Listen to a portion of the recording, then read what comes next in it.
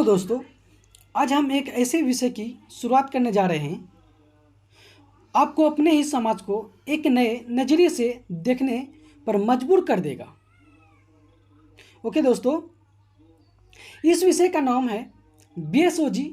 Subject code है 171, जिसका title है छवियां और वास्तविकताएं। दोस्तों, इस विषय में हम जानेंगे कि भारतीय समाज की जो तस्वीरें हमें दिखाई जाती है, क्या वह पूरी तरह सच है या उनके पीछे कुछ और तस्वीरें या वास्तविकताएं भी छिपी हुई है। अगर आप अपने आसपास के समाज को गहराई से समझना चाहते हैं तो यह विषय आपके लिए बहुत ही रोचक होने वाला है। दोस्तों, आप सभी से एक सवाल है, आप लोग इस सवाल का जवाब जरूर देना। दोस्तों, वो सवाल है आपके अनुसार भारत की सबसे बड़ी सामाजिक समस्या क्या है और क्यों है। चलिए दोस्तों, अब समझेंगे हम लोग क्वेश्चन पेपर। दोस्तों, मैं क्वेश्चन पेपर थोड़ा समझा दूंगा, मैं उसके बाद असाइनमेंट में चलूँगा। दोस्तों, मैं असाइनमेंट इसलिए समझाऊंगा क्योंकि आपका एग्जाम में असाइनमेंट से कम 2 से 3 क्वेश्चन पूछे जाते हैं। कम से कम 2 से 3 क्वेश्चन पूछे जाते हैं दोस्तों आपका एग्जाम में, इसलिए मैं आप लोगों को असाइनमेंट को समझाऊंगा और आप लोग असाइनमेंट को अच्छे तरीके से समझना। दोस्तों, मैं थोड़ा सा क्वेश्चन पेपर को समझा देता हूँ, ठीक है। उसके बाद मैं फिर से चलूँगा असाइनमेंट की ओर। ओके, तो चलिए दोस्तों, दिसंबर 2025 का ये क्वेश्चन पेपर है, ठीक है। तो दोस्तों, सब्जेक्ट कोड है BSOG 171, जिसका टाइटल है भारतीय समाज, है ना, छवियां एवं वास्तविकताएं। क्या है? छवियां एवं वास्तविकताएं। चलिए दोस्तों, अब आएंगे हम आगे की ओर। चलिए दोस्तों, तो दोस्तों सबसे पहली बात, आपका जो एग्ज़ाम होगा वो 3 घंटे का होगा। कितना घंटे का होगा दोस्तों? 3 घंटे का होगा। और अधिकतम जो अंक होगा आपके क्वेश्चन पेपर में वो 100 का होगा। कितना का होगा दोस्तों?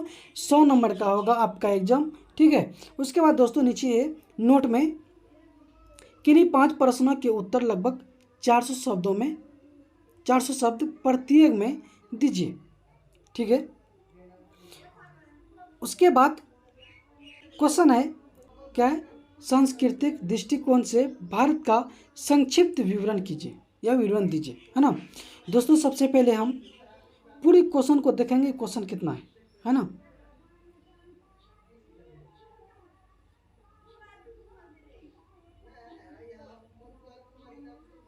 चलिए दोस्तों, हम क्वेश्चन को देख लिए, कितना है?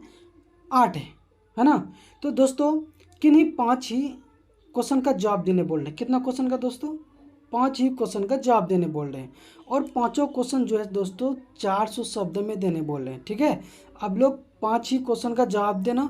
सबसे पहले दोस्तों, जो आप क्वेश्चन का जवाब जानेंगे आप उसी को पहले बनाना, ठीक है। यह नहीं कि जो नहीं जानते हो उसको पहले लिख लोगे, खाली छोड़ देगा कॉपी को, तो अच्छा नहीं लगेगा। इसलिए जिस क्वेश्चन का आंसर आप जानोगे तो पहले सबसे फर्स्ट में उसी को करना है, ठीक है। जो नहीं जानोगे वो लास्ट में करना है। उसमें लास्ट में दोस्तों आप थोड़ा क्वेश्चन के मुताबिक हिंट लेके आंसर लिख देना थोड़ा। उसके लास्ट में अपने मन से, अपने दिमाग से कुछ भी लिख देना, आंसर लिख देना, तो आपको अंक प्राप्त मिल जाएंगे, अंक प्राप्त हो जाएंगे।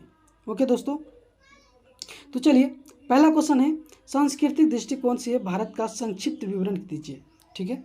दूसरा है, उपनिवेश विरोधी संघर्ष के द्वारा उभरते भारत के राष्ट्रवादी दृष्टिकोण को स्पष्ट कीजिए। चलिए दोस्तों, अगला क्वेश्चन 7वां और 8वां है दोस्तों। 7वां है, भारत में स्वतंत्रता पूर्वक नगरीकरण की पद्धति की व्याख्या कीजिए। ओके। 8वां है, भारत में गांव का एक सामाजिक इकाई के रूप में वर्णन कीजिए। ओके दोस्तों, चलिए क्वेश्चन को हम लोग, चलिए दोस्तों, अब हम लोग असाइनमेंट को समझेंगे। ध्यानपूर्वक आप लोग क्वेश्चन को समझेंगे, ठीक है। चलिए दोस्तों, ये असाइनमेंट है, ठीक है। हमारा असाइनमेंट है दोस्तों, असाइनमेंट को अच्छे से समझना है, ठीक है। फिर उसके बाद हम लोग एंडिंग कर देंगे। ओके, चलिए दोस्तों, अब आ गया हम कहाँ, सत्रीय कार्य वन में। कहाँ पे, सत्रीय कार्य वन में दोस्तों, है ना, स्टार्ट हो रखा है। चलिए दोस्तों, यहाँ कहता है क्वेश्चन नंबर 1, उन तत्वों का परीक्षण करें जिन्होंने भारतीय सभ्यता को एकीकृत करने में भूमिका निभाई है। सबसे पहले दोस्तों मैं बताऊंगा कि एकीकृत क्या होता है। एकीकृत जो होता है दोस्तों, जो बहुत सारा चीज़ों को जो एक जगह करना, इकट्ठा करना, उसी को एकजुट करना, उसी को हम बोलेंगे एकीकृत। ओके, अब दोस्तों उसके बाद बोलेंगे कि तत्व क्या है। तत्व जो होता है दोस्तों वो रासायनिक तत्व है। रासायनिक तत्व को हम तत्व बोलते हैं। ओके, वो रासायनिक होते हैं दोस्तों। उसके बाद है क्या कि अभ्यता, है ना। अभ्यता क्या होता है दोस्तों, अभ्यता, है ना। तो अभ्यता वो होता है दोस्तों जो संगठित और प्रगतिशील मानव समाज को कहते हैं। किसको कहते हैं, संगठित और प्रगतिशील मानव समाज को कहते हैं जहाँ जीवन जीने की तौर तरीके अत्यधिक विकसित होता है दोस्तों। ओके, उसी को हम बोलते हैं अब सभ्यता, उसी को हम क्या बोलते हैं, सभ्यता। ओके, चलिए दोस्तों अब आंसर को हम समझेंगे। क्वेश्चन आई होप क्वेश्चन को अच्छे तरीके से समझ में आ गया होगा। दोस्तों मैं शॉर्ट में समझाऊंगा, बिल्कुल शॉर्ट में, ठीक है। ये असाइनमेंट है, आप लोग इसको परचेस कर सकते हैं, ठीक है। शायद आप लोग सबमिट कर चुके हैं, ठीक है। तो इस समय आप लोगों के पास होगा सारा कुछ, तो मैं शॉर्ट में समझा देता हूँ, ठीक है। चलिए दोस्तों, आंसर है भारतीय सभ्यता विश्व की सबसे प्राचीन और निरंतर विकसित होने वाली सभ्यता में से एक है। भारत में भाषा, धर्म, जाति, क्षेत्र और संस्कृति की अत्यधिक विविधता होने के बावजूद यह एक मजबूत एकता का उदाहरण प्रस्तुत करता है, ठीक है। इस एकता के पीछे कई ऐतिहासिक, सांस्कृतिक, धार्मिक और राजनीतिक तत्वों का योगदान रहा है। यानी कि इस एकता के पीछे बहुत सारे धर्म है, ऐतिहासिक, सांस्कृतिक, है ना, बहुत सारे लोग हैं। तो इन तत्वों ने भारतीय समाज को विविधता में एकता के सिद्धांत से जोड़ कर रखा है। ओके, चलिए दोस्तों, एक नंबर हो गया। अब आइए क्वेश्चन नंबर 2 में। क्वेश्चन नंबर 2 क्या कहता है दोस्तों, क्वेश्चन नंबर 2 कहता है भारत के प्रशासनिक दृष्टिकोण का समालोचनात्मक परीक्षण करें, है ना। दोस्तों सबसे पहले हम पता करेंगे कि प्रशासनिक क्या होता है। क्या प्रशासनिक क्या होता है, जैसे कि किसी संगठन, संस्था या सरकार के प्रबंधन को हम क्या बोलते हैं, प्रशासनिक बोलते हैं दोस्तों। ओके, चलिए उसके बाद बोलेंगे क्या कि सर समालोचनात्मक क्या होता है ना। तो दोस्तों किसी विषय या लेख या घटना को निष्पक्ष रूप से विश्लेषण करना, उसी को हम बोलते हैं समालोचनात्मक। ओके, चलिए दोस्तों अब आंसर में चलिए। आंसर कहता है भारत के प्रशासनिक दृष्टिकोण का विकसित ऐतिहासिक, राजनीतिक और सामाजिक परिस्थितियों के प्रभाव से हुआ है। ओके, प्रशासनिक दृष्टिकोण का क्या है, प्रशासनिक दृष्टिकोण का अर्थ है सरकार द्वारा नीतियों को लागू करने, संसाधनों का प्रबंधन करने और समाज के विकास के लिए प्रशासनिक तंत्र का उपयोग करने की प्रक्रिया है ना। भारत में प्रशासनिक व्यवस्था प्राचीन काल से ही विकसित होती रही है, लेकिन आधुनिक प्रशासनिक प्रणाली पर ब्रिटिश शासन का गहरा प्रभाव पड़ा है ना। ब्रिटिश शासन का उसमें बहुत ज़्यादा प्रभाव पड़ा है, ठीक है। स्वतंत्रता के बाद, यानी कि आज़ादी के बाद, भारत ने लोकतांत्रिक और कल्याणकारी राज्य के रूप में प्रशासन दृष्टिकोण को अपनाया है। ओके दोस्तों, चलिए अब आइए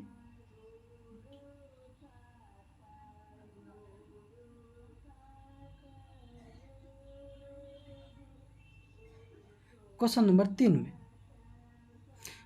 सत्रीय कार्य 2। क्वेश्चन नंबर 3, क्वेश्चन नंबर 3 कहता है दोस्तों भारत में अंग्रेजों द्वारा, किसका, भारत में अंग्रेजों द्वारा लाई गई प्रशासनिक एकीकरण की प्रकृति की व्याख्या करें।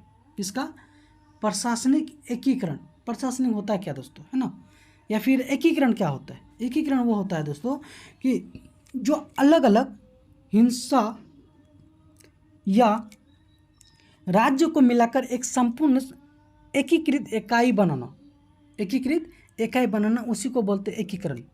ओके दोस्तों, चलिए आंसर है भारत में अंग्रेजों के शासन ने प्रशासनिक व्यवस्था में व्यापक परिवर्तन किए और देश को एक संगठित प्रशासनिक ढांचे में जोड़ने का प्रयास किया। क्या क्या? देश को अपने देश को संगठित प्रशासनिक ढांचे में जोड़ने का क्या क्या प्रयास किया। ठीक है, अंग्रेजों द्वारा लाई गई प्रशासनिक एकीकरण की प्रकृति मुख्य रूप से केंद्रीकरण, एक समान कानून व्यवस्था और संगठित नौकरशाही पर आधारित थी। यानी कि जो अंग्रेज द्वारा लाई गई प्रशासनिक था तो वह नौकर की तरह था। किसके तरह था?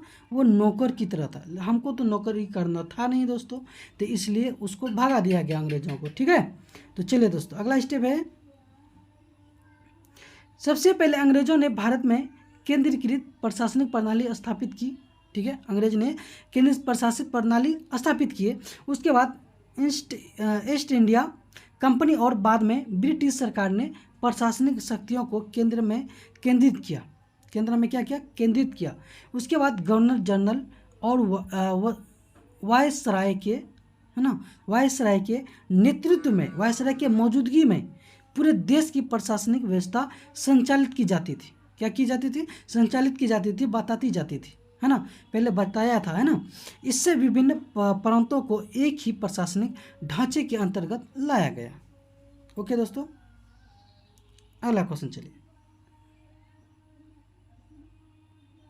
Question number 4। क्वेश्चन नंबर 4 है, दक्षिण भारत के नायर समुदाय पर एक टिप्पणी लिखें, है ना। एक टिप्पणी लिखने बोल रहे हैं, किसके? दक्षिण भारत के ऊपर।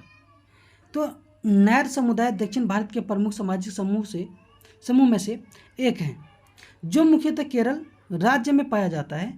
ऐतिहासिक रूप से नायर समाज का केरल की सामाजिक, सांस्कृतिक और राजनीतिक संरचना में महत्वपूर्ण स्थान रहा है। यह समुदाय परंपरागत रूप से योद्धा और प्रशासक वर्ग के रूप में जाना जाता था और कई नायर लोग स्थानीय राज्यों तथा शासकों की सेनाओं में कार्य करते थे। ओके दोस्तों, अगला है, नायर समाज की सबसे विशेष और विशिष्ट विशेषता है उनकी मातृसत्तात्मक पारिवारिक व्यवस्था है, जिससे मरुक्मत्ताम प्रणाली कहा जाता है।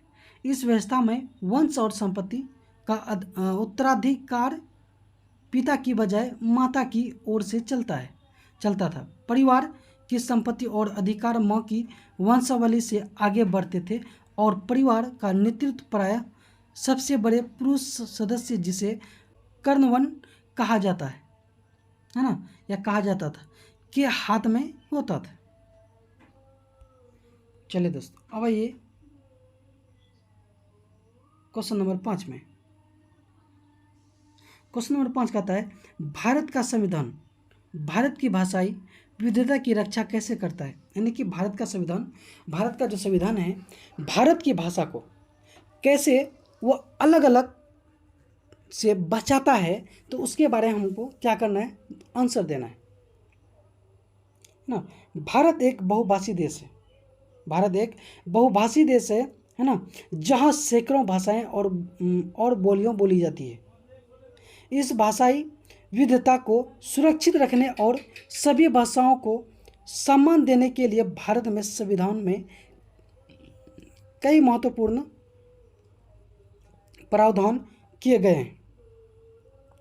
यह प्रावधान देश की सांस्कृतिक एकता और विविधता दोनों को बनाए रखने में सहायक है। अगला दोस्तों, सबसे पहले संविधान की 8वीं अनुसूची में कई भारतीय भाषाओं को मान्यता दी गई है। प्रारंभ में इसमें 14 भाषाएं थी, लेकिन समय के साथ इसमें वृद्धि हुई और अब इसमें 22 भाषाएं शामिल हैं। इन भाषाओं को संवैधानिक मान्यता मिलने से उनके विकास और संरक्षण को बढ़ावा मिलता है। चलिए दोस्तों